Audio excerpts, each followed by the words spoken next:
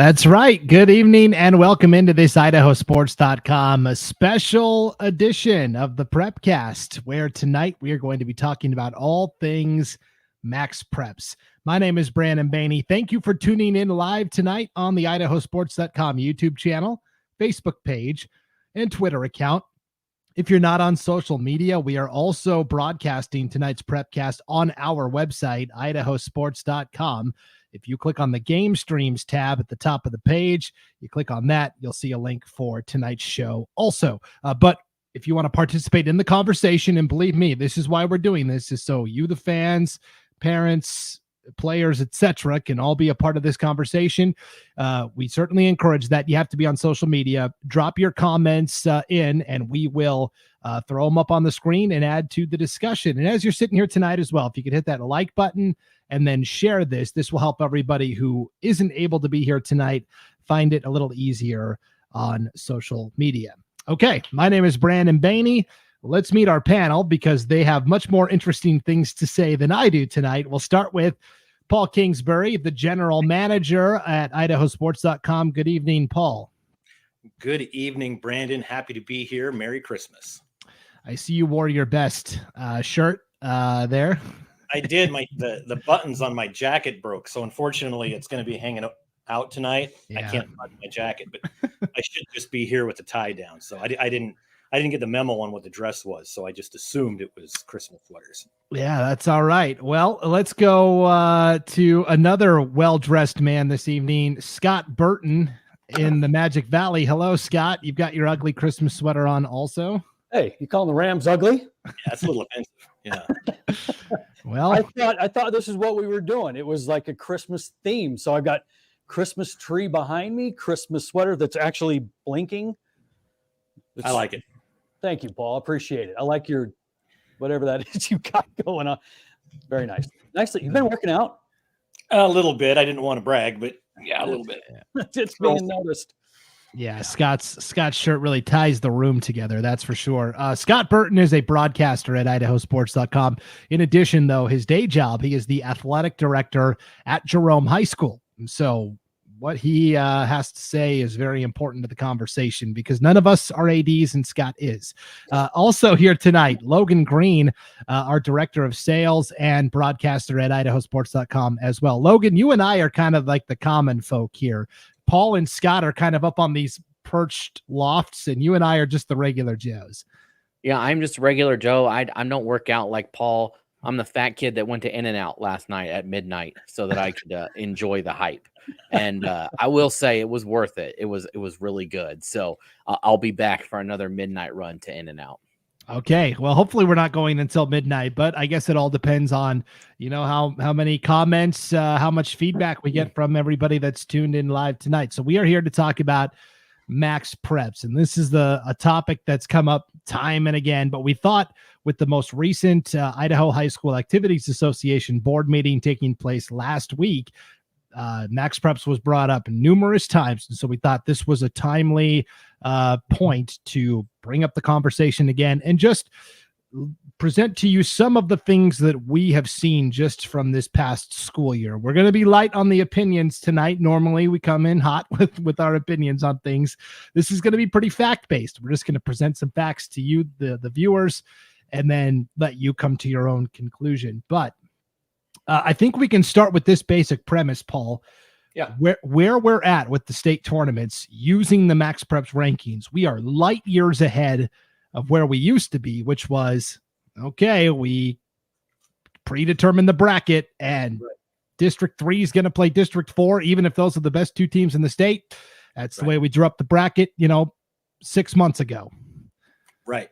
And I came up a lot like Scott, actually. I grew up in that bracket era, and then both as a player and then with Idaho sports from the early from the turn of the century. I love saying that, and so all the way through there, that's just the way it was, right? There was complaining about it. Oh, the number 1 and 2 team played in the semis. It happened once in a while. Well, that's what happens, and yeah, I applaud the effort to improve, to evolve, to make things better. Absolutely. Is it better than ping pong balls in a Folgers coffee can? Absolutely. But like you said here tonight, we're just here to lay down some things that we're hearing, that facts we know, and let the chips fall where they may. But it is the system. But and I think we're going to see a lot of quotes tonight as well, and whatnot. Is it better? Yeah, I mean, especially from a broadcaster standpoint, you guys would agree it's better for a tournament to be, you get the number 1 versus 2 or 2 versus 3. You get the top 2 or 3 teams in that championship. That's the goal. And so far, I think that's happened most of the time. Yeah, generally speaking, the top 4 seeds are the teams that are playing in the semifinals. So in addition, for this show tonight, we conducted a poll. We sent a poll out to several athletic directors, volleyball coaches, and football coaches, because those are the fall sports that we're going to discuss more in depth. And we asked them to give their opinions and asked them a couple of survey questions, as it were. We gave them the option to remain anonymous or to stay and put their name out in front of what they were saying. And so you'll get a mix of coaches quotes as well as anonymous quotes tonight. But we asked them, one of the questions, are tournaments better off with the MaxPreps rankings as opposed to the old system that was a predetermined bracket? 75% said yes, we're in a better spot. Now 25% still said no. But 75% I think is a pretty good poll number. And for the most part, here are some of the responses. This is from Greg Basic, athletic director at Skyline. Yes, I think it rewards a regular season body of work, especially when having played tough opponents. An anonymous 5A athletic director says, I believe it gets the best teams playing each other later in the tournament rather than playing in the first round. A 1A D1 athletic director says, I've seen multiple examples of how you truly get 1 versus 2 in championships with MaxPreps, where in previous years, the predetermined bracketing wouldn't have allowed that. A 3A volleyball coach tells us we are getting closer to getting the best teams in the state to the state tournament. And Casey Grove, athletic director at Homedale, says anything was better than the predetermined brackets we used to have. With most sports, the goal is to separate the top 4 teams, and I think MaxPreps has done that.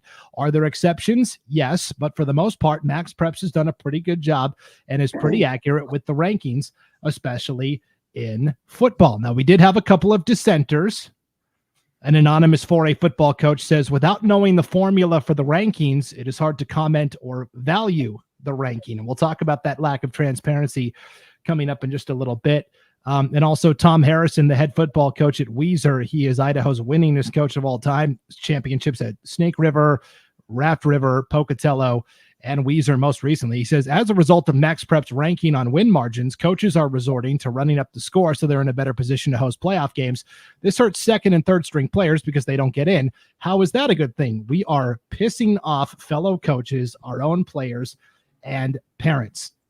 And so you already see some pretty strong opinions coming out on both sides of the ledger. But as we go into tonight's breakdown here, Logan, it's going to boil down to 3 basic issues. 1, transparency or the lack thereof. 2, data entry, aka are all the scores in? No, they're not.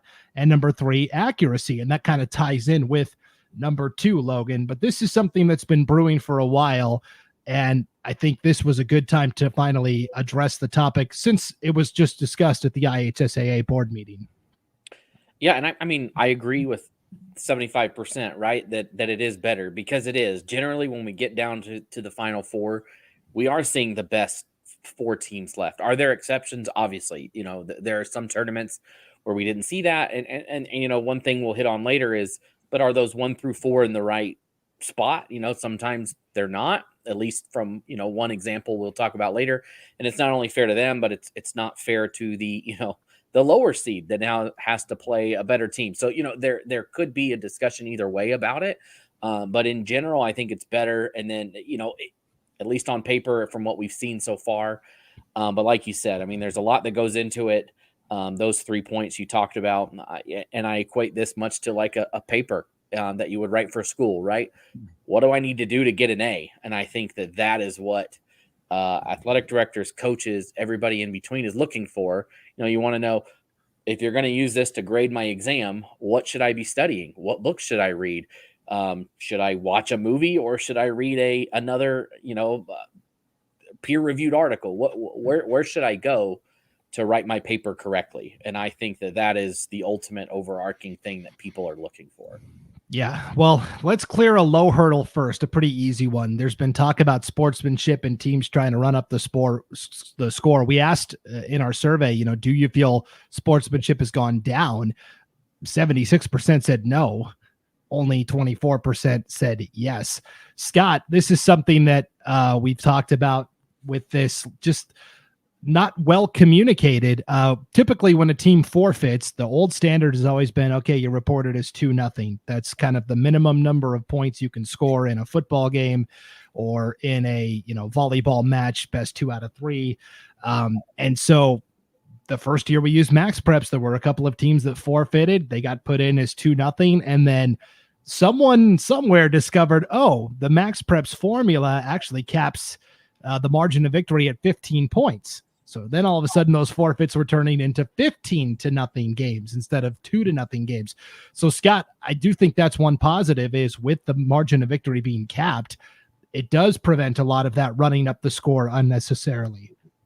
It does. But the problem that it presented, was that it just was unclear what everything was supposed to be. You hit it on the 3 points that we're going to talk about in depth tonight. And the big one is transparency. Is if we send out a survey and everything was transparent, then we should be getting back 100% of the same answer, but we're not. In fact, we're quite divided on some of it, and as far as the sportsmanship goes, most of the time you are just going to run into the people that are just going to do it regardless, and so the 15 points is great. But I don't, you're going to find yourself a few times in that situation to where you're up by 10. You could end the game, but you need to punch one in for the MaxPreps things if you're really paying attention to that. But part of it too is the same thing. You talk about transparency with the coaches and not knowing, but the transparency with the fans and the general public as well. Because if you see a team that is up by 10 and you're wondering, why are they trying to march down and punch it in?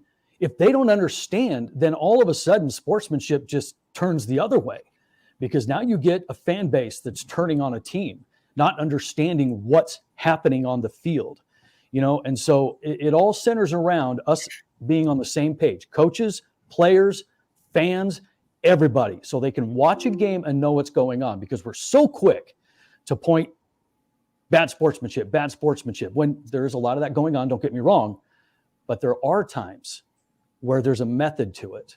You know what I'm saying? And, Scott, and I think it's transparency. And correct me if I'm wrong, guys, but I think, we're talking 15 points for football. Moving forward to basketball, is it 21 points? I believe it's 21 points. So what happens when you're late in the fourth and you're up by 18 and all of a sudden the team starts, running plays for 3-point shots to get that, 21 points or more? People in the stands, even if I'm a coach, I'm still ticked, even if I understand what's going on. Yeah. But no, I totally agree. Yeah. It's a very fine line that we're starting to walk with these point values. And I'm not saying that when I watch a football game, I like what I see, because I think you should still take a knee and be absolutely graceful in victory. But at the same time, not every coach has that mindset. They got into coaching for a reason, and it's because they have that kind of attack mentality where they are aggressive. But there comes a time where we're walking that fine line between, do I really need to score here? Or how long do I keep my starters in? What do I do? And boy, we're going to be fighting that battle and seeing that play out for quite some time, as long as this system's in place. And there's, sorry, I cut you off, Brandon, but there's buzzwords that we're going to be hearing tonight that have been bounced around. And I think one of them from our end and from the coach's end especially is we're playing by the rules that we're given. And that's all they're doing. Taking a knee in the end, is it going to hurt their team with, as far as playoff chances? What do? That's a hard decision to make. But if you are in the game to win and get your team as far into the playoffs as you can, yeah, you're going to play by the rules that you're given, even if those rules end up making you look like a jerk. Yeah, it's a really big problem when there's no clear communication from the top, which in this case would be MaxPreps. MaxPreps should communicate to the IHSAA. The IHSAA should communicate to athletic directors to coaches, and then coaches to their parents and the fans, is how that trickle down should work. But there's just a couple of missing links somewhere along the way. And you talked about 21 points for basketball, 15 points for football. We did our homework on this topic for weeks leading up to this special. I looked high and low on the MaxPreps website. I could not find anywhere where it actually says margin of victory is capped at this amount of points. I know a coach or somebody told me somewhere down the line, but that's the problem. You go to MaxPreps and you get this vague corporate speak description of what their rating is that doesn't help anybody with anything. And so it just leads to confusion. This reared its head during volleyball in 2021, where the rule was volleyball coaches were supposed to only report results that were a best 2 out of 3 set. Sometimes you go to these big tournaments during the season, and for time constraints, you end up playing a 2-match set. And those matches are not supposed to be included. Well, we got an email pretty early on in September after one of these big tournaments from a volleyball coach. I've redacted the names on it, but here's the email that we got that was sent. Volleyball false reporting is in the subject.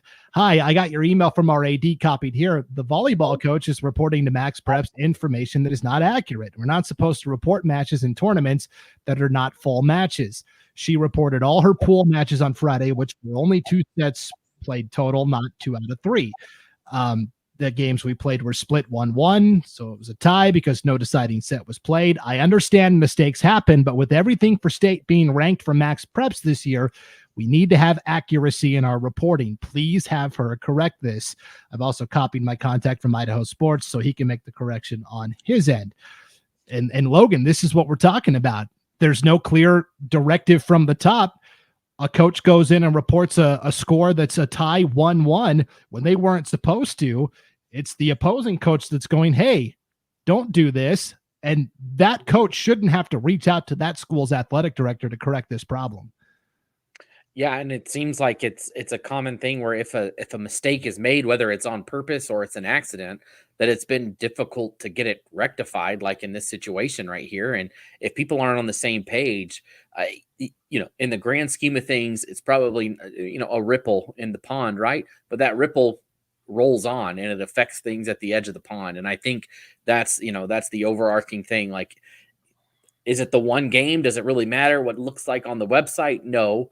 But it's what happens at the end of the day. And so I think that's where this is all coming from, is that, it's a difficult thing to do, to keep track of it. And that's something that we pride ourselves on right here, is that we're here trying to keep track. We know firsthand how difficult it is, because it is. And, so we take pride in trying to get all that information, and yeah, it's going to be like that, hopefully we can figure something out here. So, Paul, using that premise, 2021, no 2-set matches are supposed to be reported. I went back and looked from 2021 at the Idaho standings, and we're gonna name specific schools throughout the night. Please keep in mind, we're not doing this to put any schools on blast. Okay, we're not blaming the schools. It's not their fault. There should be a governing body that should be assisting these schools to make sure that everything in their power is being done to make sure we've got an accurate picture. Paul, I went back and looked. Orofino, Lakeland, Burley, Blackfoot, Meridian, Emmett, Snake River, Valley View, Bora, Bishop Kelly all had a tie on their record when they shouldn't have. Skyline and Pocatello each had 2 ties. And you're talking about, in a MaxPreps rating, the difference between a tie and a win or a loss or a no report, it does affect that formula. It does. And going back to what Logan said, it's a ripple effect, and it goes down and it goes down. And one thing that I'm not sure that I agree with or what to do about it, but a lot of coaches use MaxPreps for their stats, right? You can post all your stats for your players, who can then give them to colleges. And if you're not allowed to put in those games that matter, then you're not going to have complete stats for the season, and that player's not going to have complete stats. So you're hurting the student athlete by not allowing to have every game put in. But what do you do? And I haven't heard that argument. I don't think I've heard that argument, but sometimes I have my own thoughts, which is scary. But I think that one is, why can't you put those in? Because of stats. But I also understand not. But when you've got some doing it, some not, and it's the Wild West out there. Okay, that's fine for everyday situations, but not when they matter for a state tournament seeding or a state tournament bracket setting, all of the above. So, Scott, we had this problem in the very first year of only results that were 2 out of 3 are supposed to be reported. Well, not everybody was following that standard. So what was the solution? Well, we're just going to take away all the in-season tournament results. None of those are going to count towards the overall. Only your in-season, regular season matchups that are not at tournaments we're going to count. And as we're seeing from volleyball coaches now that responded to our survey, that's not a better solution. Here's Michelle Dodds, the head coach at Hawaii. The approval of tournament matches counting towards seeding is hopefully going to help with correct seeding. District 3 has the majority of the teams in the state. The teams in the Southern Idaho Conference must play every team in the conference, regardless of how many points are given for a win or loss. Strength of schedule will always hinder the 5A and 6A schools in the SIC. Here is Madison's first-year head coach, Whitney Howard. This system this year actually benefited her team, but here she is saying, I like the MaxPreps seeding over the pre-seeded bracket, but this year was so janky once they took out tournament play. And this is a coach whose team benefited from not having in-season tournament results reported. The way it was seeded with tournament play, I thought was a very accurate portrayal of the teams in the state. I would argue that tournaments need to count towards the final state seeding. And then we had an anonymous 3A volleyball coach here, big, long answer, and we appreciated that. But essentially, she said that I'm sure there will be many teams that will input matches that are only 2 sets, not best 2 out of 3. It doesn't appear that there will be an easy way to figure out which should be included and which should not. I believe that whatever is decided needs to be more clear to coaches on what to include and what to keep out. It was all over the board on what was being done this past season. And Scott, that is the crux of the issue. There is no directive from the top of, hey, when you're reporting scores, this is how you do it. Don't report these scores. And Scott, you have spoken to the MaxPreps point of contact for the state of Idaho. It's the person the IHSAA talks to. It's the person athletic directors talk to. It was a big problem for her this season trying to cull through those results. Oh, no question about it. I mean, she had to build a completely separate ranking system for the state of Idaho just because it was, like you said, Paul, the Wild West out there. Nobody had any direction on what was going on, that we were putting in things that shouldn't be put in. And then, but the problem was, I don't think the majority of it was trying to cheat a system. It was just ignorance. Nobody knew what to do. And that was an issue, and you go right back to those tournament things. I mean, you're going to get a lot of those volleyball coaches that we're talking to saying, yeah, you should count tournaments. I mean, that's why we go to these things, to get that type of state experience, to play some teams that we wouldn't normally play, and also to play some teams that are really, really good. And that might give us a boost in our ranking. So whatever it is they decide, I mean, I agree. You can't play, best of 2 or 2 matches. It's got to be best of 3, right? And draw the line there, and I think and I will give the IHSA some credit. They are moving towards that a little bit starting next year, with the counting regular season, counting the district the count of the district tourney, but now they're going to change it next year, or they're talking about it to where the regular season 2 out of 3, but not the in-season tournament out of 3. They're going to start including that now, based on the last meeting that they had. So they're trending in the right direction, but the growing pains that are going on here, some of them are just, in my opinion, inexcusable. And I'll have a few more things to say about that later on. Yeah, it all boils down to, again, no clear direction from the top. And like we said, 99% of the coaches that are not reporting scores or reporting the incorrect information are not doing so for nefarious reasons. It is simply because they don't know.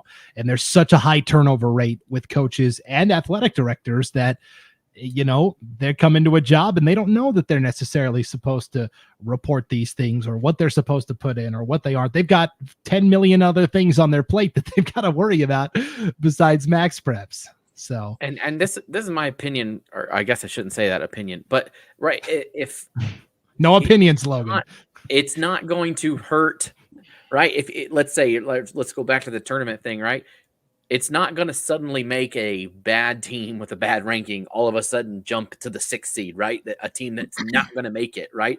The good teams are going to perform well in tournaments, and it's going to impact their ranking as it should. The teams that are not will drop a little bit, right? And there is an exception to this that we that will come up. But generally, if something's missing or it's not, or it's added or it's not added, it's going to be in correlation with how that team performs. Now, I can see the opposite side of somebody that doesn't want a tournament put in there, because if you're a team that maybe doesn't have the financial, it's not feasible for them to travel to Boise to come do a tournament, and so they're stuck doing what they can at home. They miss out on that opportunity to boost, theoretically boost their ranking. So there's a lot of spider webs, I think, that go into that. But just some thoughts there. Yeah, and I want to piggyback on that, Logan. Here's a question from Max. He says, but then how does MaxPreps figure out of state teams and how much each team is supposed to win by? Logan, speaking of the volleyball problem, Skyview is a volleyball dynasty, right? Doesn't matter if they're playing at the 5A level or the 4A level. They have been the best volleyball program in the state for large schools for like 6 or 7 years now. They went to several prestigious out-of-state tournaments where they are playing nationally ranked teams. None of that counted in their MaxPreps ranking. Only the regular season results, which came against District 3 that was a little down compared to years past. And so what happens? Skyview gets the number 3 seed into state, when anybody with a pair of eyes could tell you, well, this team should probably be the number 1 seed. And Logan, we brought up a great point as we were talking earlier this week, and it's not fair to Skyview, but it's not fair to that number 6 seed that has to play the best team right out of the gates. No, it's not fair to them for that reason specifically, right? Like you really have to play the 1 seed, but now, it's not fair to you also that the 8 seed suddenly got an easier game. Like, I came into this at the 6 and I have a harder game than the 8. I think there's a lot of that you can look at specifically with that situation and say, this just doesn't seem right to anybody. But it goes back to the quote that you read earlier from, I believe it was the Hawaii coach, right? Where the new 6 and 5A SIC would be hindered, right? Based on if their league's low, it is what it is, because there's more teams. And you saw that with Skyview, right? When I think everybody, like you said, with a pair of eyes knew they were the number 1 seed. And what did they not lose a set to an Idaho team this year? I believe it was. And so they just continued on at state. So, those are some of the hiccups that literally just occurred due to that. Yeah, Max echoes that, and then they were ranked 3rd, crying emoji. So yeah, a crying laughing or a crying? Laugh. Crying laughing. Yes, yeah, for sure. So yeah, it was a big problem for volleyball, and there were incomplete results from district tournaments in volleyball as well. And obviously there were incomplete results from football. So let's dive into the next big problem, which is incomplete data, missing scores that affects the picture. When you have a system, Paul, that is predicated on, and MaxPreps says it, they're honest about it. Hey, the more scores that are in, the better our system is, which is a good thing to hear. But when there are scores missing, it complicates the entire picture. And it's not just Team A is operating in this independent silo, because how many times do we see a 5A team play a 4A team, a 4A team play a 3A team, a 3A team will play a 2A team? So something that happened at the 2A level, sort of a butterfly effect, can affect what's going on at the 5A level if there's missing data. And one thing we saw in that poll that we did, there were a lot of coaches that said, well, if you don't put in your scores, then, you're just hurting yourself. I don't think they understand how that trickle down effect works. And sometimes trickle up effect works. If you're not putting in scores, you're not just hurting yourself, you are hurting and or helping others. And it takes 2 to tango on this too, because like IdahoSports.com, when you put in a score for Team A, it goes into Team B score as well. So it's not just on one coach And correct me if I'm wrong on that, but I believe you put in a score and it goes on both teams' schedule. So it's not a matter of one coach hoarding and putting it in the end. There's two coaches that are at fault here. It's like any kind of divorce usually, right? There's usually some fault on both sides, but it always comes back to, well, if they don't want to put in their scores, well, it's both. And as far as, and I'm having a hard, we talked about not putting in opinions, so I'll stop. Okay, good. Before you have to mute me. That's all right. Okay, guys, I'm going to play a couple of audio clips from the most recent IHSAA board meeting. It took place last week. This topic came up. Hey, there's this, not all the scores are getting reported and it's affecting things. Here is basically, Scott, I want you to weigh in on this after we hear the clip. This is basically what the response was. That's not going to change until we have someone collects every schedule for every sport and make sure every score is in. Otherwise there's a fine or, something happens as a consequence to schools. Right now, we're really on the honor system for our coaches. Hello. Hi, Idaho Sports. Have you ever met us? That's what we do. I mean, we literally have all the schedules and scores in, and shouldn't, if MaxPreps is going to be the official partner of this with the IHSAA, shouldn't they be held to the same standard? Well, here's the thing, and there's a couple of ways to look at it. And here's how I see it. And this is going to get into one of my big issues with this whole thing is that, okay, yes, we got better than a bunch of freaking ping pong balls. Okay. Yay for us. But we adopted a system that we are completely mismanaging. We are not using this the way that it is supposed to be used, period. End of story.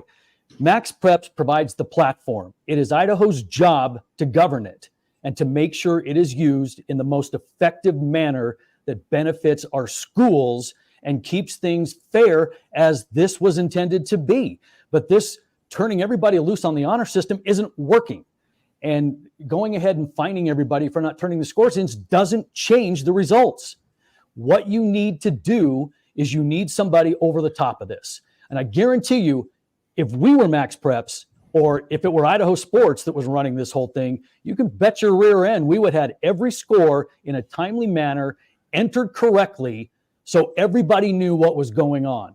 Not these empty spaces to where, well, they didn't turn it in. They didn't turn, and nobody is governing this at all. And that's a problem. And then this blast at the end where everybody just kind of throws in scores and everything changes. That's not fair to anybody. And so the answer to me is to have somebody in charge, hire somebody with all the money you're getting from the network, hire somebody just to be data entry and data entry only. So this doesn't happen. Hey, Brandon, your job is to hit the mute button whenever Scott and I get out of control. Yeah, sorry about that. No, you basically said everything I wanted to say, but I reined myself in. But fantastic. I'm the one that takes the hit now. I mean, real quick, to take you behind the scenes of how we do it at IdahoSports.com, we have coaches or fans that submit scores to us and we can accept those. We always double check and make sure. And yes, sometimes we get a score wrong, right? Nobody's perfect. But we correct that as quickly as we can once it's been brought to our attention. Basically, Paul tackles it at night and gets scores at night. And then I get up in the morning and I spend the first 2.5 hours of my day tracking down the scores that didn't get reported. I'm emailing ADs. I'm texting coaches. Hey, do you have the score from your game last night? We're missing it. And that process with two live bodies, I mean, we have 99% of them in by the time 24 hours has passed from when the game was played. At MaxPreps, it is basically, Paul, oh, you didn't report it? Okay, well, we're not going to do anything about it. Right. And one thing that I was going to say that I guess I can say now is just to play devil's advocate against Idaho Sports. I mean, did we have complete schedules and scores for volleyball? Nope, we didn't, because volleyball is a very hard sport to get information on. Us begging coaches to help us give them coverage is hard sometimes. And so we miss, especially those tournaments, those big tournaments, we miss those. However, we've got 90%, right? But if we were the ones responsible for seedings, you damn right we're going to have all that stuff in, right? But we're not. And so we focus our attention to soccer and to football and to everything else we do. And I'm going to push my own pause button or my own mute button. I'll push back on that a little bit. Okay. I will say when I've only been here for 3 years since this MaxPreps thing started. The first year, I feel like we did get most of, if not all of those in-season tournament results. I worked really hard to make sure we did.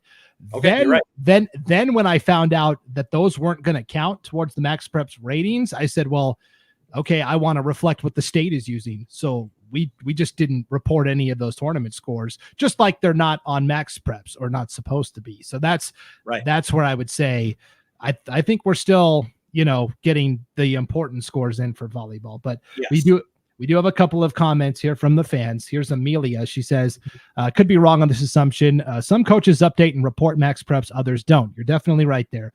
My son's coaches do not. I don't blame them. However, this skews the stats, players in the number one spot, who's ranked where on the leaderboard. I could see this having big effects on student athletes who are looking to go beyond high school, but hey, what can you do? Yeah, stats, of course, some coaches report, some don't, but at the minimum, you should be able to get your score in, or somebody could look and go, hey, this score's missing. Let me reach out to this coach and just get it real quick. And then that's one less thing they've got to do. Chuck says the IHSAA needs to take control of scores and rankings. Letting MaxPreps take care of it is ridiculous. And it leads to basically scores falling through the gaps. And that's where we're going to turn now, guys, to what happened during the football playoffs this year. Sorry.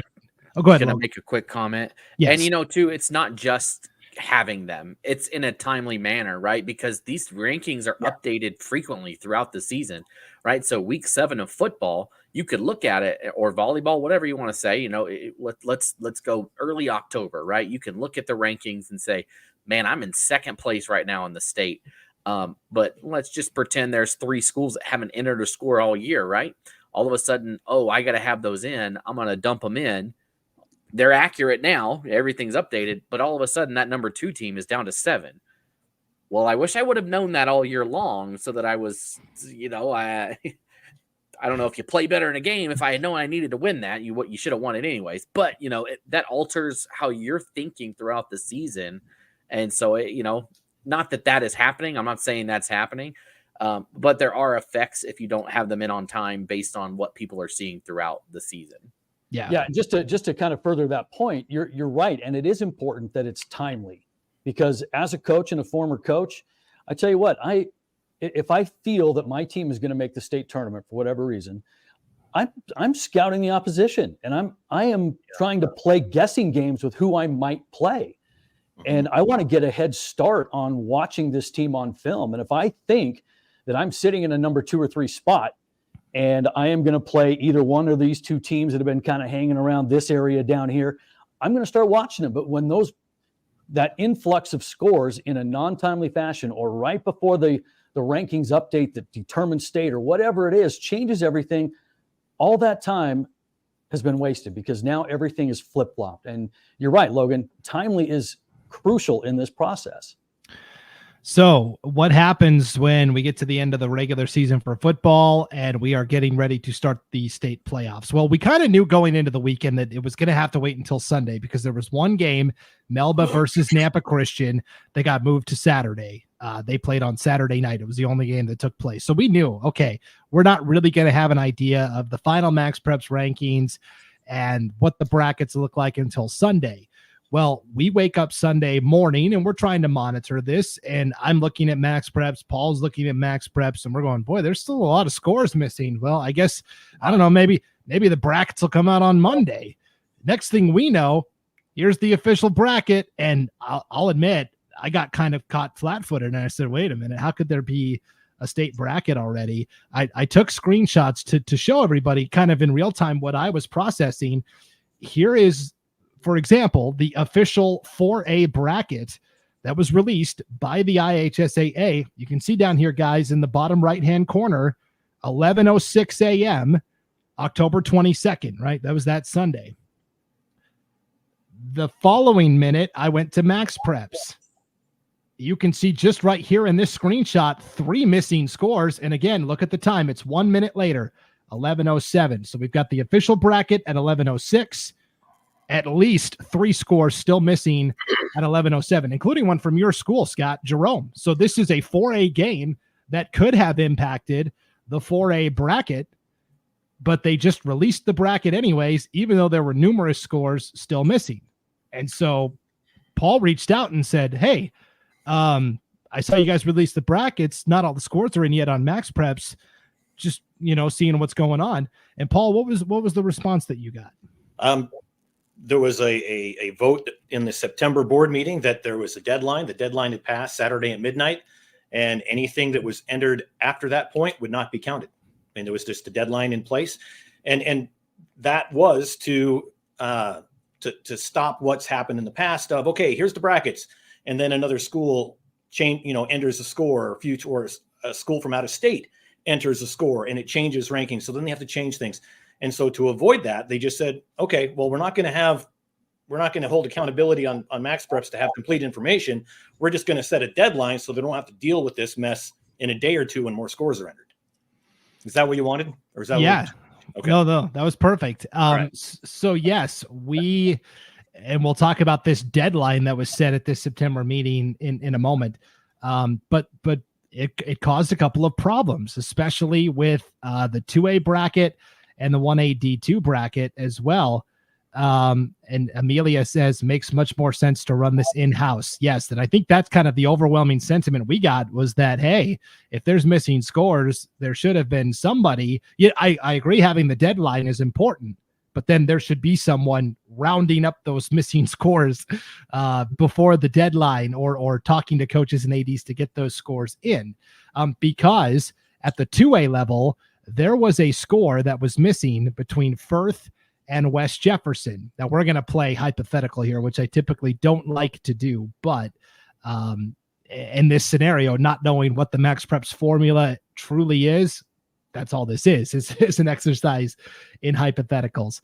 So Scott, you reached out to your contact person at MaxPreps, and you were able to get the computer data from the MaxPreps ranking update that ran on October 22nd, which was Saturday at midnight, basically Sunday at midnight.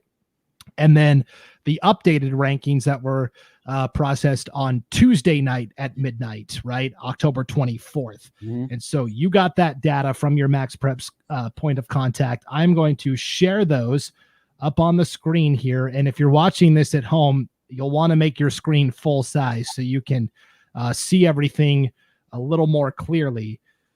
But this is, if you take a look here, on the left is the October 22nd batch of MaxPreps rankings. And then on the right is the October 24th. You will see right here for Firth on this 2A side, 3-4 is their record. And same thing on the Tuesday update, Firth with a record of 3-4. The problem is Firth actually went 4-4 in the regular season, with a season concluding victory over West Jefferson, a game that was never reported. How does this affect the 2A playoffs? Well, yes, it was, but not for a long time. How does this affect the 2A playoffs potentially? Well, Ryrie was in competition for the final at-large playoff spot, which was determined via the MaxPreps rankings. They ultimately were beaten out by Marcine for that final playoff spot. Well, Ryrie had played Firth in the regular season and had played them really tough. It went to overtime, and they lost by 6 in overtime. If a Firth win was not part of the complete set of data, if it had been included, would that have been enough to raise Ryrie past Marcine? We'll never know now, Paul, because, well, it wasn't reported. Now, one thing I learned a long time ago is you don't want to piss Matt Harris off. I mean, that's he worked with us for a long time. Sorry, I cut you off. Go ahead and finish the question. Well, and what I was going to say is we can't say for certain that even if that score had been reported, that Ryrie would have gotten in. But if you're a Ryrie fan, wouldn't you have wanted that Firth score to be reported? So it gave your team the absolute best shot at having the best MaxPreps rating? Well, of course. And it's not gaming the system. It's not manipulation. It's playing by the rules that you're given, like we talked about earlier. And if you don't have that score reported, it didn't just hurt Firth. It didn't just hurt West Jefferson. It had a trickle-down effect, and we're talking about Ryrie. But you have to consider trickle downs. And if you're not taking the whole picture, under consideration, then why do it? It could have affected Ryrie's seed, where, Yes. I mean, or it could have affected Firth's seed, where Firth had to play Aberdeen right away. They possibly could have had a different first round opponent. Now, if you go look at Firth's football schedule now on MaxPreps, that missing West Jefferson score from the regular season finale is in there. You can see it right here. I took a screenshot of it. 32-6. Firth won that game on October 20th. You'll see at the bottom, though. Oh, wait. And again, yeah, take that off the screen, Paul. There you go. Schedule last updated on December 11th, 2023. When I went back and looked at the Firth schedule last weekend, guys, that West J score was still missing. And now, in the days before we're set to do this MaxPrep show, all of a sudden that schedule is updated. You can draw your own conclusions. Well, and speaking of the grassy knoll, I'm just kidding. I'm just saying that's interesting timing for sure. But Scott, this is the problem. And again, nobody is accusing anybody of doing anything nefarious, but this doesn't look good. And it looks like, something nefarious is going on when it's probably just something really innocent, like, oh, hey, yeah, we forgot to get that score in. Oh, it's just it's lack of oversight. That's all it is. It is complete lack of oversight. I mean, you take the 22nd of October update, and when that was run, as you mentioned, a lot of scores were missing, and if we don't give a crap about missing scores, then we're right back to ping pong balls, because we're not getting the accurate rankings that really reflect the best teams in order. So why even do this if we're not going to do it correctly? And then on top of that, there's some funny stuff happening where teams the score's in wrong, or a team is losing or reported lost when they should have won, and then it comes out, but it doesn't change. I don't know. Go figure. I mean, that happened to Council. Yeah, and we're going to get to that in just a second. Good. Yes. But one of the survey questions we asked when we, polled various athletic directors and coaches was, were you aware of this September meeting by the IHSAA where this deadline was set of Saturday before state midnight? That's the cutoff to get the scores in. 66% said yes, we were aware of the deadline, but 33% said no. And to me, that's a big problem. If a third of our respondents said no, I wasn't aware that there was a deadline, that's a problem. There's somewhere it's getting lost in the communication. Well, and Brandon, I had I could look at those results as well. And one thing that I saw was they would say yes, but it was, yes, we were reminded to enter in scores repeatedly. Yes, we were reminded to enter in scores. And so I think that kind of skewed the actual poll results of, did you know about it versus were you reminded to enter in scores? There's a difference there. But unfortunately, the ranking system didn't do it very well. Yeah, and here's some of the responses we got in transparency. An anonymous 1A D1 coach, yes, I was aware of the deadline. It would probably be good to let scores be entered until Sunday, but if the IHSA has to have things printed, then people need to be responsible for somehow getting the scores posted. An anonymous 1A D1 athletic director, I was aware of this deadline. In my opinion, even though it was not entered on time, that information is crucial and should have been gathered before seeding was done. Sharsty Moore, the head volleyball coach at Horseshoe Bend. That's the other. We talked about Skyview being the dominant volleyball program. Yeah, Horseshoe Bend is the other. And she said, yes, I was aware of this deadline. It was communicated clearly all season. However, it isn't difficult to search and find scores. If it was known by the IHSAA that scores were missing, then why wouldn't they make an effort to get them and enter them themselves? Maybe schools or teams that don't make the deadline should be fined, as it does affect other teams and the entire state tournament process. Thankfully, in volleyball, it's a true double elimination. And you can play around through the backside. But in basketball, that isn't the case, and it can be detrimental to teams when the rankings aren't correct. Early matchups between top teams is never what anyone wants to see. One final one on the yes. Jeff Adams, the head football coach at Grangeville, said, yes, I was aware of the deadline, but even during the regular season, we were missing a game. We contacted MaxPreps and the IHSAA to correct it, but nothing happened. This was done by our AD after I made him aware several times. over the course of the season. And that is another big problem, is coaches are willingly trying to fix or correct. They go in and change a score. It gets changed by somebody else, and they can't get anybody on the phone to go, hey, this is not right. Now, we did have a couple of people say, no, I did not know about the deadline. Here's an anonymous 5A volleyball coach. I was not aware of this deadline. My AD reported most of my scores. I do think incomplete and inaccurate information directly affects the fairness of the seeding for state and should be addressed. And here's Joe Dilley, the head football coach at Kimberly. I was not aware of the deadline. We reached out to a few coaches we knew to assist in adding the games that were missing.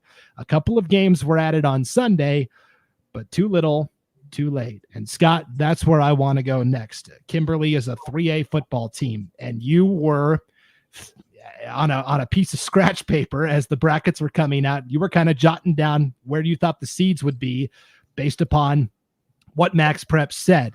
That changed all of a sudden. And so what I'm going to do is share my screen again here and take a look again. On the left, you have the October 22nd MaxPreps update that was ran. And then on the right side of the screen, we have the October 24th update. So Sunday midnight, Tuesday midnight. Look at the teams that are in bold, Scott, at this 3A. When the official quote unquote MaxPreps rankings were released, American Falls was 12. Wood River was 13. The Tuesday update gets run, and they're flip-flopped. Wood River jumps up to 12. American Falls is now 13. And you might go, oh, what's the difference in one spot on the seed line? Well, on the official bracket, Wood River got the 13 seed and had to go to Snake River. American Falls got the 12 seed. They had to travel all the way up to Timberlake, which is in North Idaho, Spirit Lake. I'm sure American Falls would have much rather have faced Snake River, a district opponent, a shorter bus trip. And oh, by the way, when American Falls played Snake River in the regular season, Scott, American Falls was leading at halftime. So that is a game in their minds. That's a winnable game. They could go win. Instead, they've got to travel 2 days all the way up to Spirit Lake, and they lose in the opening round of the playoffs. But This is the problem. The rankings changed from Sunday to Tuesday. They did, and they changed in a lot of different places, and they would have changed a heck of a lot more if all the scores would have been reported in. And I don't know what's going on between the 22nd and the 24th, but there's just something that doesn't add up. And I don't know if it's because we just stopped taking scores and shut it all down, but corrected record. Who knows? But I think I can't help but think that after the 22nd update was run, everybody realized that this is not going to be indicative of a true ranking system in some of these divisions because there's so many holes, you know. Well, and then here comes Sorry, go ahead, Scott. Oh, and then here comes like the mass scores being put in, but by that time it's too late. I mean, I'm just quickly scanning this. All those records are the same. So something happened in a different classification to make that switch, because all of those records are the same on both sides. So we talk about that trickle down effect, ripples in the pond. There you go. There it is. I mean, this is tangible proof that the rankings changed after late scores were submitted after the deadline. So it's interesting and fascinating to me. But Scott, you mentioned we tried to submit a lot of the missing scores, and they flat weren't getting accepted. I tried 20 times to send in that Firth score, and it would not get accepted no matter what. And again, I don't think anything nefarious happened, but it's not a great look if you are all of a sudden not accepting scores because, the state bracket's been determined and who knows how the rankings might change. Paul, there's another example I want to go to here at the 1AD2 level. Before we do, real quick, Chuck says, every school has access to the internet and every school has a scorekeeper. There should be a website that each scorekeeper inputs the final score immediately after each game. That's the idea with MaxPreps, but it is hard in the heat of the moment. If you're a coach and you just had a heartbreaking game, double overtime loss, you're not going to be jumping to report that score. You've got 10 million other things to think of. There needs to be a person overseeing this that can collect those scores that fall through the cracks. But Is it just one, that heart pounding overtime win? Shouldn't they be excited to enter that score? Because it'll go on both schedules if it's entered. Same argument. In the heat of the moment, you just got a huge win. You're not thinking about reporting that score. Let's put it in the computer. Yeah, right, Logan. Nobody's thinking about that. So look at this score that popped up on Sunday. This was from MaxPreps. When we took a look at, we started going through and looking at the scores. Logan, this is a final score for football that was reported in the regular season finale between Salmon River and Council as a 44-32 win for Salmon River. Council actually won that game, and they won it pretty decisively. As Logan, you were beating the drum on this during the season. Council was a really good football team, but that score could change the entire calculus. Now, the argument we heard was, well, the 1A D2 playoffs don't use MaxPreps, right? It's all a predetermined bracket.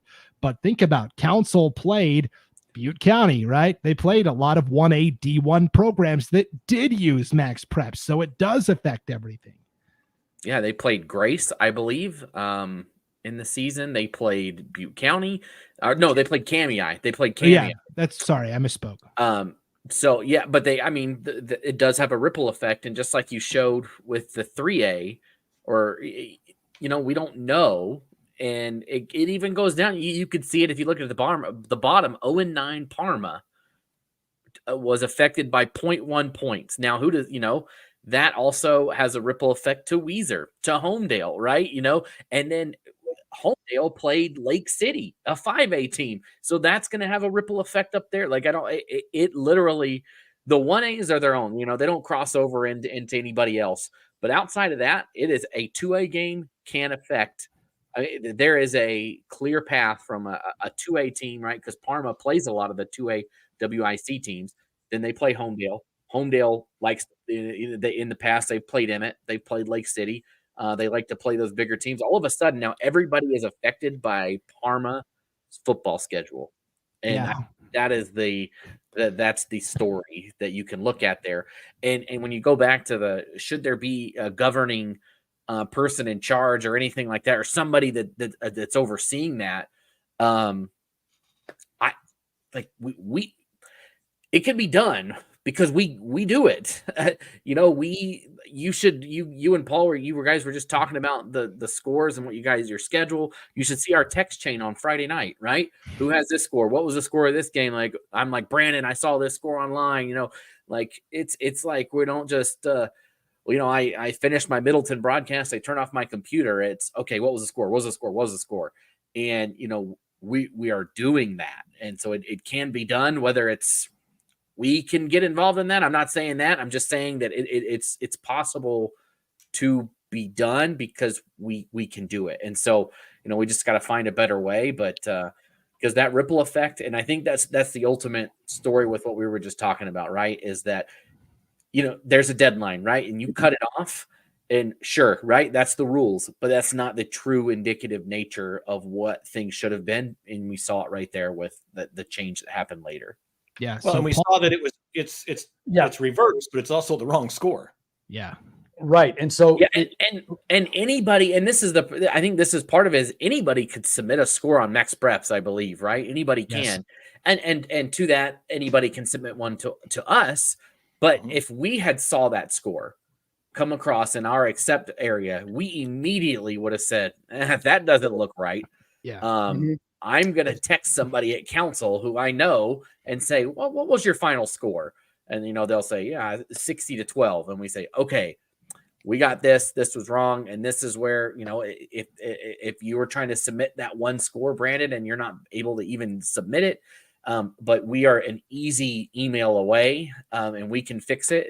That there's humans can't, we do beat the computer sometimes, right? We are better than AI here and there. And this might be a situation where we are, because we can humanly look at that score and say, that is not correct. Yeah. And, because we get them sometimes, right? In our submission, that it'll be somebody submits the, Sugar Salem South Fremont score at the end of the first quarter. And then they submit it at halftime. And then they submit it at the end of the third quarter. And you can clearly see that The progression. Just wait till it's over, and we can track that. And then usually in those situations, you'll double check with somebody. So, Yeah.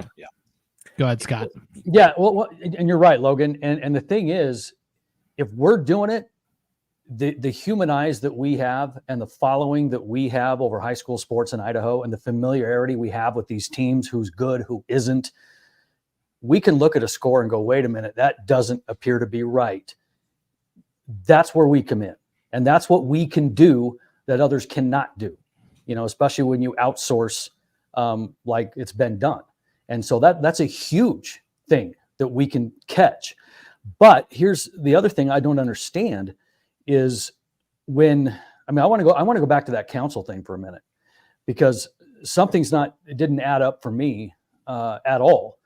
Okay, so this was the score that was put in to MaxPreps, and it should have been reversed. Council should have been 44, Salmon River should have been 32, correct? Yeah, those weren't even the right numbers, but yes, Council should have won. Yeah, okay, so either way, yeah, flop it. So, correct me if I'm wrong as I go through this. So when the 22nd update was run, the one that we have used for the rankings and the seedings and everything else, and I know that they don't necessarily go by all of this, something doesn't add up, because go to Council, okay? In MaxPreps, in that 22nd update, their record should have been 5-4 because of that inverse score. Am I right? Correct. Okay. Well, between the 22nd and the 24th, that's when, Paul, you reached out and said, hey, what can we do to get this score fixed? And then it got fixed before the 24th update, correct? And then we ran the 24th. Well, we assume so. Yeah. Either way, it doesn't matter. Let's assume that it did. Okay. All of a sudden, the 24th update is run, and look at the record. It's 6-3. It shouldn't have been that way. It shouldn't have been that way at all. And I don't understand how that happened. Right. And I don't know. I'm not looking for a smoking gun. I'm not trying to accuse anybody. I'm just saying that doesn't add up to me at all. Right. In theory, because Council truly was 6-3. That is their correct record. But Paul, it is correct. But Paul, you have at the time of the first update. Right? Correct. Yes, 6-3 was their true record. But with that incorrectly reported Salmon River score, as Scott said, their record should have appeared as 5-4, unless another loss was turned into a win somewhere, and then that's a whole nother set of problems. But Paul, you've got on your phone, you don't have to say what you said or anything like that, but just tell me what day and time you reached out to Council High School to ask about getting this score corrected. It was that Sunday. I know that. Now we should have done this in prep. Oh, here. Yeah. It was. I'm sorry. It was Tuesday at 3:13. So by Tuesday, that score still had not been fixed to the point where Paul felt necessary to reach out and say, hey, this score isn't correct. And Paul, correct me if I'm wrong, you had tried to submit the correct score several times and you hit the wall, right? I went through on Sunday and submitted every score that was missing in MaxPreps. I went back week to week to week to week, and I submitted every score that they were missing. And I never got an email, hey, we're looking into it. Hey, thanks for posting, which I know is what happens. It's, hey, thanks for posting or submitting the score. None of them were posted. None of them. And so that's when you felt compelled to reach out to Council and go, hey, can you try submitting this correct score? I've tried and it's not working. That was on Tuesday. So right. Well, and really I did it because I wanted to see what the rankings would look like when they auto updated on Tuesday, because that's huge. A winless team beating Council, who played all these other teams. I knew there was going to be a huge trickle down effect. And so I'm like, hey, we should probably get this fixed. And whether it was or not, I don't know, but it doesn't matter because now we're looking at, and when did you get these? Scott, you got these spreadsheets, right? When did you get these? I got them earlier this week from both MaxPreps and the IHSAA, and they're the exact same. So, okay. And I will say this, I mean, they were both very easy to work with. I mean, Sure. easy conversations and very pleasant and on both sides. So, I mean, there was no, holding back on anything, but this is what was sent. Okay. It just And doesn't. It doesn't. And I think we said this doesn't affect the 1A D2 bracket, and I think maybe that's Right. part of their conversation. Well, this is a 1A D2 team; it doesn't affect them. But Council, Kendrick, Camas County all play teams in 1A D2 or 1A D1, right? And all of a sudden that's going to roll. That's going to roll forward for them.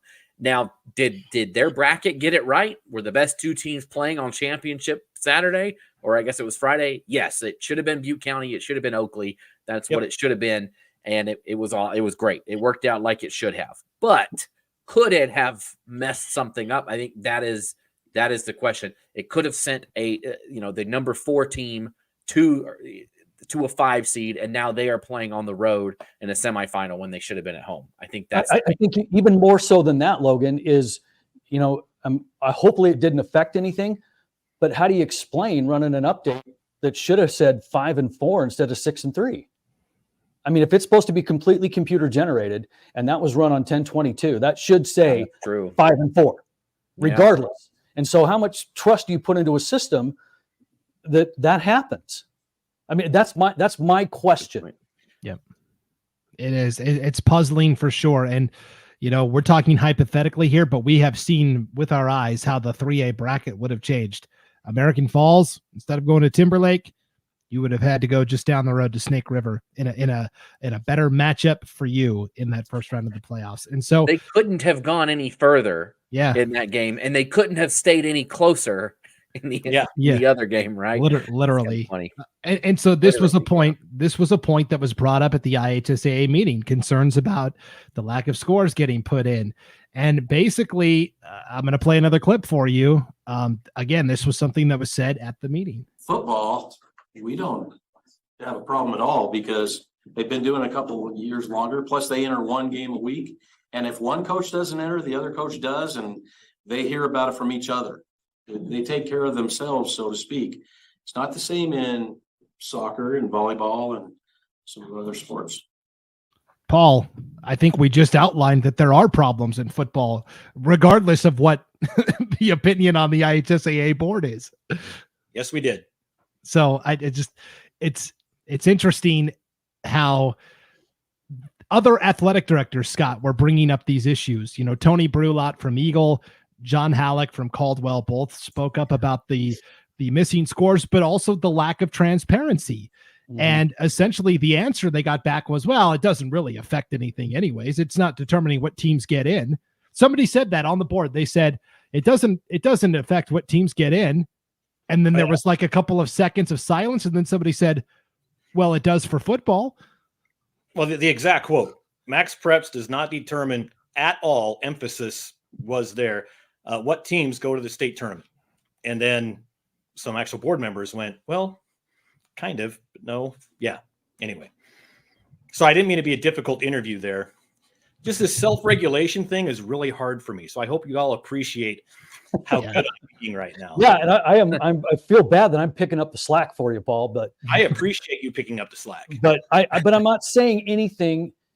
And let me just kind of qualify some of this stuff that I'm saying too, is that, I've got tons of friends that are working at the IHSA. I'm not bashing them. I just hope that they can see, and I think they are, I really hope they are, that, hey, even though we have a system, we just can't just throw it out there and expect everybody to run it for us, and everybody's on the honor system, and it turns into the Wild West, and it just gets out of control. And we just can't do that.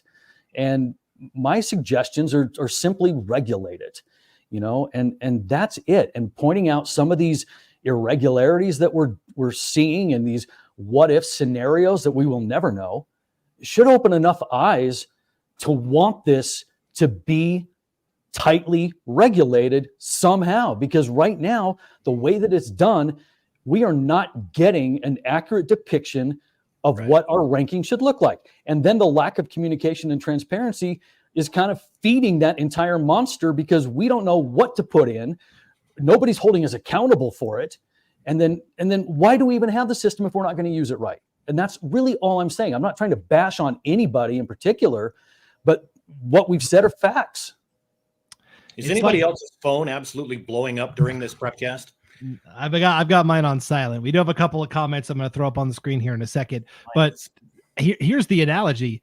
It's like you're baking a cake. You've been charged with baking a gigantic cake for the entire state of Idaho. And you've got your butter and you've got your sugar and you've got your eggs, but you forget one or two key ingredients. You forget the flour. Oh, well, that sucker's going in the oven, even if we're missing an ingredient or two. And that's just what it is. Oh, well, that's not good enough. It's not. And I'm just curious if that's really what Idaho's athletic directors and Idaho's coaches want is a board to decide, here's the deadline. And if they're in, they're in. If they're not, they're not. I know for a fact there's coaches and ADs watching this right now. There's a way you can answer his question directly, and that's by putting it in the comments. You got a question or a comment, put it in there. Tell us what you're thinking, especially, we want to hear from everybody, but especially if you're a coach or an AD right now, share. Yeah. Here is Sean Kane. Well, that takes the cake. I appreciate appreciate the humor there, Sean. Okay, here's a question from Gary.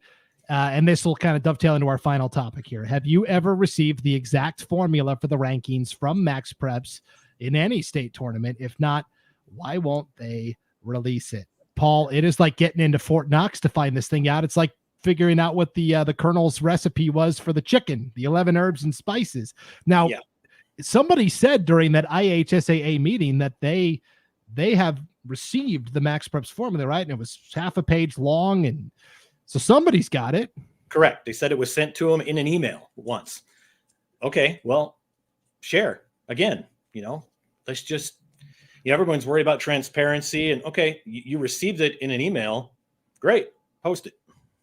Now, Scott, when you reached out to MaxPreps 2 years ago, when you and I did the first MaxPreps deep dive, you asked that question and you got a very different answer, didn't you? I did, because MaxPreps, they didn't know the formula because they were piggybacking off of CalPreps. And so that whole system we adopted, either we adopted it completely blind without knowing it. With an RPI system will be percent 45, 45, 10, whatever, however you want to do it, you can control it. Much like our power rankings that have been so effective for so long at Idaho Sports. And so if we were doing this and Paul, I have a question for you. I mean, have we ever been asked to partner to do this and take this on? No, we've never been asked to. In the last 20 years, I have offered multiple times to provide our services for free. Okay. So that said, we adopted a system which is light years ahead of where we were, granted, but we didn't ask enough questions, I don't think. And our schools, our coaches, our athletes, they deserve a little bit better than that, because we adopted a system. We don't know the formula. I mean, we were all kind of going 15 points in football, but strength of schedule. And then that just screwed up everybody's scheduling, because I don't know how many times as an athletic director, I'm sitting here going, okay, well, they don't want to play us because that doesn't help their MaxPreps, or they do want to play us because that helps their max, or whatever it is. But MaxPreps was starting to drive some schedules, but nobody understood why, because the formula wasn't there. And when I talked to them, the first deep dive that we did, they didn't know, because they were taking it from CalPreps. And I'm not blaming MaxPreps for that. I'm just saying we probably should ask some more questions. Well, there was a comment made during the meeting, this last meeting as well. And it was hard to see who was saying it, because they were sharing their screen like Brandon's doing. They had a document up, but essentially they said, MaxPreps told the IHSAA their formula is all about getting the two best teams into the state tournament. Okay, well, what did Ronald Reagan say about, I'm from the government and I'm here to help? Just trust me. We know better than you. So just trust us. We have your best interest in mind. You don't need to know how it works. Just trust us. Well, we'd like to, obviously, but why? Yeah. But I think, we'd like to help, and anything that we can do to help this process, we'll do. I mean, we are grounded in Idaho. We are Idaho people caring about these Idaho kids. And We go to these games. We know these kids. We know these coaches. We know these schools. We know these programs. We are as Idaho as it gets. And we're kind of on the outside of this looking in, yet here we are trying to offer help. Even Logan, who's from North Carolina, is more Idaho than a lot of people I know. I mean, well, and my wife's family is like thoroughbred Idahoans, so I'll claim You just it. comparing your wife to a thoroughbred? here I'm married into it. Eastern Idaho since the 1800s, so I'll take what I can get. Yeah, Better mute his mic quickly. Yeah, that passes. So you guys are talking about the meeting, right? You're talking about transparency, and I know Brandon probably got some quotes teed up and ready for this, but I mentioned this at the beginning, and one athletic director asked this at the meeting, just saying, can I get some transparency in this? And the response was, well, they're going to try to manipulate the system. And Brandon, you said, I don't remember what the number was of coaches that are seeing that. It was a high number that are not seeing. And I hate that word. I do not like that word manipulate. I felt sick to my stomach hearing it because we are around it every Friday night, every Thursday, Friday, Saturday around the state. And nobody is manipulating. That makes it sound like they've gone into the computer code and are changing something. And yeah, maybe they try to score an extra touchdown. Sure. But you're talking the difference between like some 10 and 16 points. This is, anything can honestly, anything can happen. Like, I don't know if anybody saw the Yale Vermont basketball game 2 weeks ago, where Vermont was down by 5 with 3.6 seconds to go, and they won the game in regulation. It can happen. Anything can happen. So we're not talking about somebody, I'm going to win by 47 instead of 40. I just don't think people are going. That's what they're going to do. I have better faith in Idaho coaches. I have better faith in the athletic directors and them being good people than I do in them saying, you know what, I'm going to manipulate the system. What they want to know is, like Brandon, your cake analogy. Do I put brown sugar or do I put white sugar into this cake? What is it that I do here? What do I need to do to make my cake better? Is it more beneficial for me to play this team than to not? Now, and I've said this before on other teams. I played lacrosse in high school. My team was a 4A team. We were bad. We were putrid. We were horrible. We knew that we were not going to the state tournament. That was off the table. It wasn't going to happen. We knew what we are. We are what we thought we were. Now, out of conference, we played other similar teams in lower classifications that we like, hey, we just want to play a competitive game and not get beat 25-0 like we're always getting beat. And so we would play a non-conference team from across the state in a 2A, 4A matchup, and it was competitive. And that's what we wanted to do. We weren't out there, no one's trying to manipulate anything there. We're just, and I think that's what coaches want, right? That's not going to help me to do that. But hey, you know what? If I'm in the Treasure Valley and I go up north to play a North Idaho team, is that better for me? Or is it better to me to just play somebody down here that's a lower level? I think that's honestly what people want, is nobody is trying to figure out, okay, I need to beat this team by 13.3, points, right? And do this. They just want to know who they should play, how they should schedule. And Scott, you probably know this as an AD. That is just what I think that everybody wants, is they want to know, was this a good thing for me to do, or was this bad? Should I have not played this team, or should I? Okay, that helped me, even though I lost this game. Now I know going forward I should do that, or I'm not going to schedule that cupcake going forward because I know it actually hurts me. Whatever it is, I don't know, but I think that is what people actually want. They don't want to manipulate anything. They don't want to cheat. Mm-hmm. They're not, again, people are who they are. They are going to win or they're going to lose. And it's just, what do I need to do to make my cake better? I think that's what everybody wants to know. And I think you're absolutely right, Logan. I think the vast majority of coaches, no matter the sport, aren't operating under that mindset. They're not operating to, I've got to schedule this team because I have to beat them by 20. And that's a team I can beat by 20. And I'm connecting the dots because they play this team. Nobody is doing that.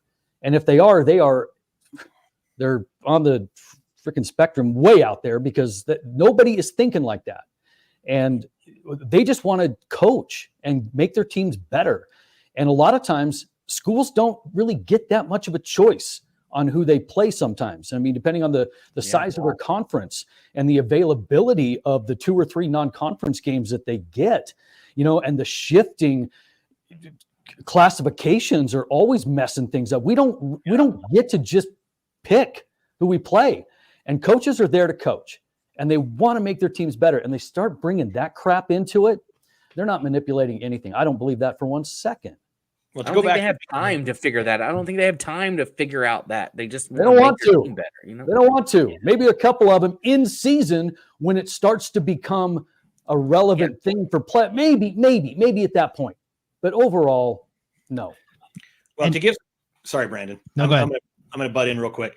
So going back to the very beginning of what Logan said, and Logan, great job articulating all of that. In the meeting, what happened there was Tony Brulat was talking about that transparency again and saying, I have to go back to my coaches. I'm constantly being asked, what is the formula? What do I need to do? What do I need to do? They just want to know.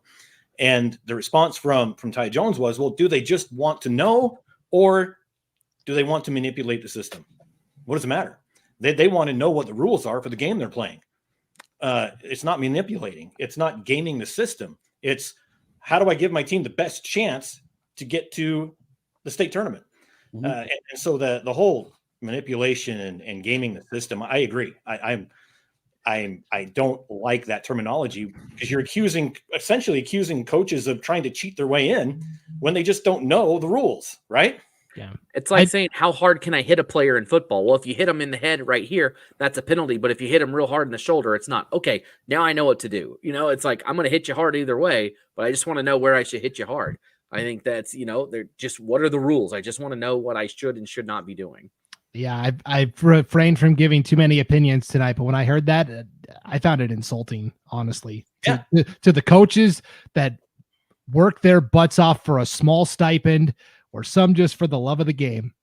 I thought that was really an insulting way to insinuate that they would just try to manipulate the system like that. Well, and if anybody knows us, our relationships with coaches and schools and ADs, it starts with coaches. I mean, all of us could, put down a list right now of 30 different coaches that we're friends with that we could call, at any point. So yeah, when they're being accused of manipulating or gaming or cheating, whatever, it's not cool with me. Not at all. Yeah. So, tying up this lack of transparency, Mark had a good comment. For instance, when the 2A volleyball state seeding came out, the number 1 seed, Coal Valley Christian, had lost twice in the final 2 weeks to conference champ Melba, who was the number 4 seed. They both had the same number of losses. The formula didn't seem to make any sense. He goes on to say, I jokingly told my volleyball coaching friends that you could have had criteria like wrestling, put wrestling coaches in a room, and we could have seeded the tournament in 20 minutes. And that's a whole nother topic. We just don't have time for it tonight, committee and data together. But Mark went on to say, am I manipulating the system by taking my wrestling team to Grangeville tomorrow to earn head-to-head matchups for my kids? Of course not. You're doing what you think is best for your team to get them good competition and prepare them for what you are hoping is a good showing at state. And so this was another question we asked in our polls. Would you like to see more transparency, less transparency? Pretty overwhelmingly in favor of more transparency. Here's Ashley Sayer-Frederick, head volleyball coach at Grace Lutheran, 1A D2 school. They went undefeated this year, all the way up until the undefeated semifinal at state. Well, they got dinged because they played in this gigantic conference, kind of like a Skyview, kind of like an Hawaii. And so they're just wondering, we went undefeated and we were like the 3 seed. Shouldn't going undefeated, be worth a little more? But here's what she said. We would like more information to prepare and plan for next year. Please explain the role of strength of schedule and the formula that you use so that we can better support our athletes next season. And again, here's Coach Dilly from Kimberly, the head football coach. MaxPreps has changed our scheduling. We can no longer schedule local District 4 teams if we want a higher ranking. A quality loss is better than a bad win. Hopefully. And Scott, it's that last word that I really want to hinge on here. Hopefully. We're just guessing at this point now, I will say that most coaches have guessed if I have a good team, if I play other really good teams, that should help. But if we go another couple of years and there's still confusion over the rankings, maybe they'll go, you know what, forget it. I'm just going to load up with easy teams. Hopefully I'm doing the right thing. There's just a lot of guessing involved. Yeah, there's a lot of guessing involved. I mean, back in the day, it was all just kind of based on the eye test and the human factor. And no matter what, the human factor will always have a lot of relevance in any of these discussions. But the fact of the matter is there's no human element in this at all. And it's all generated by computers. And so what we're trying to do is figure out what the system is, because we don't have, somebody like the whole Florida State debacle in college football look at this and go, you are not going to be able to compete with these teams. You are not one of the 4 best teams right now. But it takes a committee or a human model to really kind of to figure that out. And we don't have it. And so what our coaches are doing is tell us what we need to do so we can best set our non-conference schedules, and it's just confusing because there is no human element. And I really think no matter what we do, no matter how we tweak it, we still need to have that discussion. How do we include the human piece of that puzzle, the eye test? Yeah. And who is the human that we use? Correct. That's always a big one. Correct. Because back in the day, it was, I mean, look at the polls that we have now. Aside from the MaxPreps deal, we've got media polls, we've got coaches polls. I mean, they know as well as anybody, for the most part, who's playing well and who isn't. Right. They understand who's injured, who isn't. They understand strength of schedule. They understand the little nuances of a game that maybe a computer doesn't understand. So I think we at least need to have that conversation at some point. Yep. Yeah. I think we're close. We're there. We have built a system that is light years ahead of what we used to have, which is what we all said at the top of the show. Yes. But there are some big glaring issues that I think need to be fixed. And until they do, we're going to continue to have dissension. We're going to continue to have people become disenfranchised with the process. And so the 2 biggest things, again, by far, are getting all of the data in. If we are committed to using MaxPreps, okay, that's fine. But we have to make sure that all of that data is in. We have to. Otherwise, you're doing a huge disservice to all the schools and athletes and coaches that are competing. And then the lack of transparency on the formula. Now, MaxPreps, so here's Gary. He asks, if MaxPreps got the formula from CalPreps, can't they just send it on to us? Saying they didn't make it is a cop-out. The guy who created that formula hasn't released that to anybody. He has kept that under his hat, which is good on him because, if that got out, then his value goes down. So the Colonel's secret recipe. This baseball team would rank. We don't stop eating chicken, right? Yes, right. It's the Colonel's secret recipe. Yeah, no, I totally get that. There is an option now where you can use the MaxPreps rankings in conjunction with an RPI system.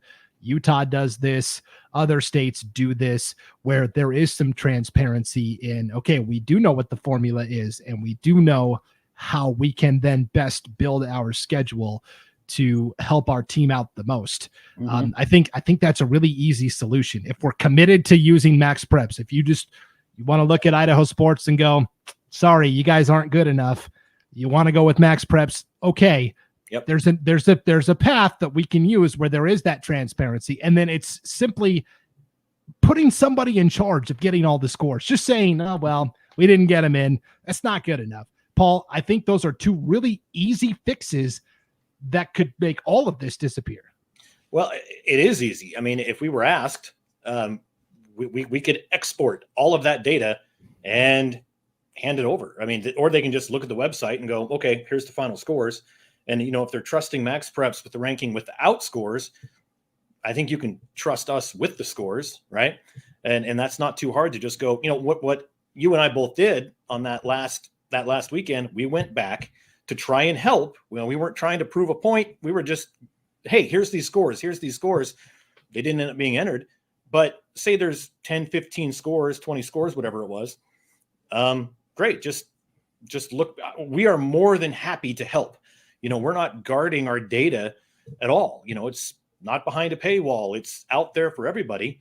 So if you go into it and, well, they didn't submit those scores. Well, we had them.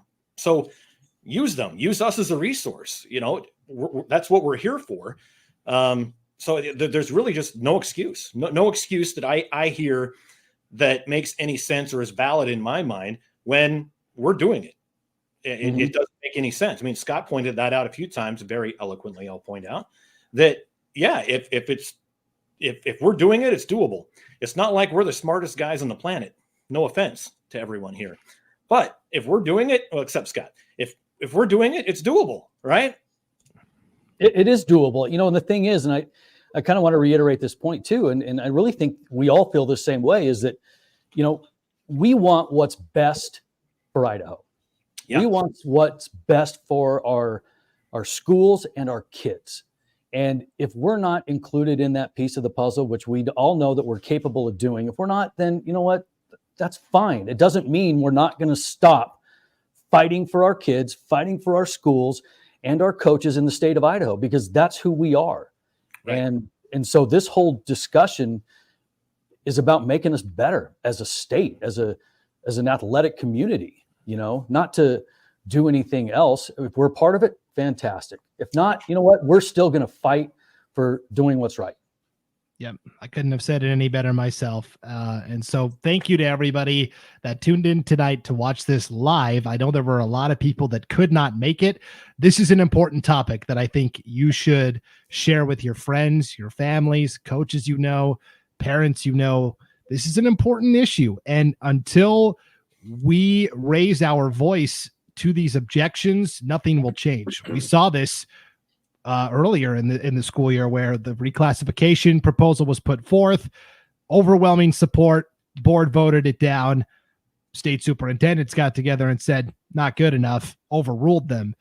That's what it takes, is a community effort. If one or two people voice concerns, that's not enough to affect change. And so I would encourage everybody to please hit the like button on this and share it with as many people that you think would be served by listening to this conversation. And maybe you disagree and you can tell the IHSAA, I like the way things are going. Absolutely. Voice that opinion as well. And a lot of the coaches did say that. Yes. I think more people need to voice their opinions. Scott, you and I talked about this a couple weeks ago of, well, I'm one person. What can I do? When we all are together, and it doesn't matter what side of the fence you're on, but the more input the board gets from the community, coaches, parents, etc., the more informed they can be, and that is how you can affect change. So please like this and share this, so everybody can tune in and listen to this as well. But Paul, Scott, and Logan, thank you so much for hopping on tonight and keeping it pretty civil. My fault. I was not going to put that on there, Paul, but a lot of caffeine makes me a little triggery. So yeah, for sure. So anyways, Paul, any final thoughts before we wrap up here? I think it was a good discussion. I think all four of us, I know for a fact, I mean, we had our pre-meeting yesterday and all of us kind of were nervous about what might be said, what should be said, how it should be said. And, we've all been doing this a long time. I don't get nervous anymore broadcasting state championship games. It just doesn't happen. I was nervous today, and I texted that out. Scott, you said you were nervous. We just don't get nervous anymore. And I was nervous about this one just because of, one, the topic, but two, how strongly we all feel about the schools, student athletes, coaches, the sports, and how that might come out. And you said it in the beginning, we're not here to, we didn't intend to bash anyone, offend. No, we're just saying, here's what's happening. And we have the voice to say that. There's people that email us all the time that if they did a Facebook Live, no one would hear it. We do a Facebook Live and at least 3 people see it, at least 3 or 4 sometimes. But we have that voice. And if we're not using that platform, to help the schools and the student athletes, then we should just pack it in and, get jobs at Costco. Yeah. I don't want that. Logan, any concluding thoughts? I mean, just I've said it a couple times. I just think that everybody just wants to know what they can do to help their team. It's not, people just want to know what they can do to do it right. I think that is the overarching thing here, right? Is people just want to be better. And, each little school is its own, micro community, right? It is their own thing that is completely different than any other place, and everybody is just trying to do what's best for them. And obviously there's no spread thing that there's going to be issues no matter what. Nobody's perfect. Nobody's going to be happy with everything, but and I think somebody said this, we can always be a little bit better. And, if we can help with that, like Paul had said, like we want to help with that. Like there is a reason that we go literally all over the state to every little nook and cranny to cover games all year long, because we care. Like I don't know how many times I have unfortunately had to travel across the state with Paul. Like, it stinks sometimes. No, I'm just kidding.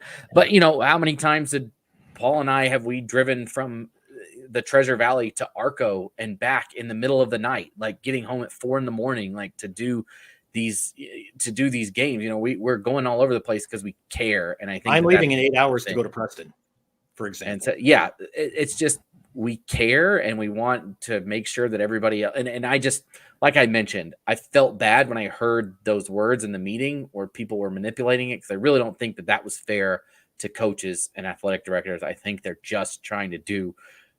I get this. I have 4 little kids, and sometimes I'm like, they're like, "How you doing?" I'm like, my head's just above water here. I'm trying not to drown, and I think that they have that same. There is a lot. I'm sure Scott can speak to that. We got our game scheduled. Sweet. They're just trying to do what's best for their kids, and they're just kids at the end of the day. So hopefully that everybody can get what they want eventually, so that they can know what they can do better for their team.